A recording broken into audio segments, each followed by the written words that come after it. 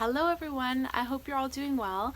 I have a very simple DIY that I've used some of the products and items that I found at the Dollar Tree and transformed them into fall decor. Now keep in mind that you can use any color that suits your style, so please don't feel like you have to follow my color scheme, but I hope that this video inspires you to manipulate things that you find at Dollar Tree and are able to decorate on a budget. I hope you enjoyed the process. For this DIY and in this video, I am sharing with you two options because I wasn't sure how I wanted this to turn out.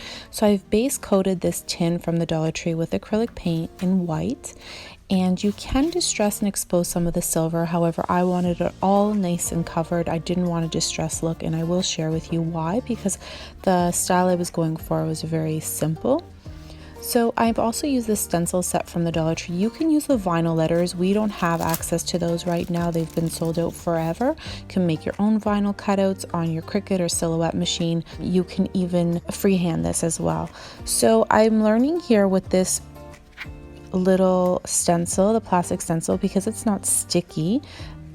The paints bleed very easily if you have too much paint on the brush. So what I've done is I went from the stippling brush to a smaller brush, and even now I have way too much paint on this brush. So you want to make sure you're almost at like a very small amount of paint, and you'll see towards the end that I kind of start picking up what technique you actually need. So just a little bit of paint on it goes a long way, and it won't bleed. So then you don't have to fix the little mistakes with almost a eraser type style, which was what I did with the white acrylic paint.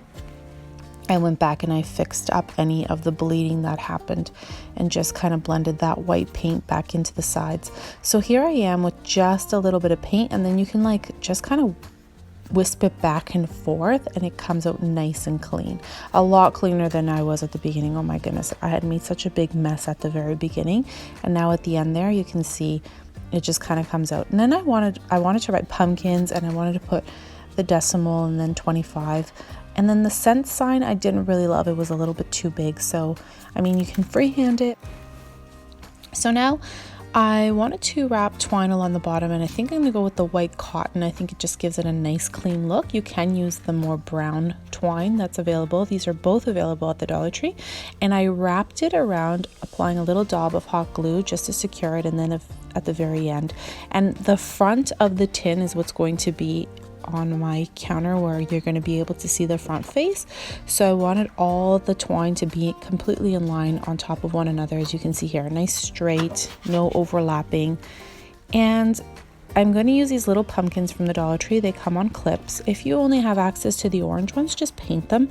But I wanted to remove these little spots on it. It just had a bit of a red tint, so I just painted those. And then I'm getting a kitchen towel from the Dollar Tree here with the plaid, and I wanted to share with you how it would look just simple like this. So if you're going for a plaid look, then you can just put this together, and it's super simple, and you can add other pumpkins to it, of course.